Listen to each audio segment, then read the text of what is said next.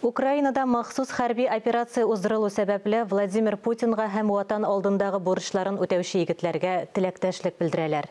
Мин россиялеләрне, татарстанлыларны безнең президент карарына берләшергә чакырам.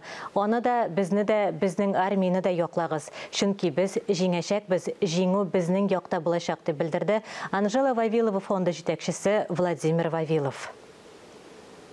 Біз хәзерге хәлдә президентыбыз Владимир Владимирович Путинны һәм якташыбыз Сергей Кужугетович Шойгуны хуплыйбыз дип белдерде Туваларның Казан шәһәрендәге Милли мәдәни автономиясе җирле иҗтимагый оешмасы рәис урынбасары Розалия Салчак. Димәк, шулай килеп чыккан икән, бу мәҗбүри чара булган. Без барысында йөрәгебезгә бик якын кабул иттек һәм хуплыйбыз. Анда Украинага безнең күп кенә якташларыбыз китте. Һәлак булучылар да бар. Исемлекне җиткерделәр.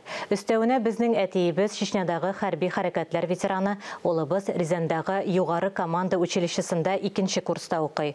Бу хәлне йөрәккә бик якын кабул иттек. Үзебезнең яктан без Казанда яшәүче тувылылар гуманитар ярдәм җыябыз. Халыклар дуслыгы йортында берләшәбез. 14 мартка кадәр гуманитар ярдәмне җибәрәбез дип белдерде Тува Милли мәдәни автономиясенең Казан шәһәрендәге җирле иҗтимагый оешмасы рәисе урынбасары Розалия Салчак.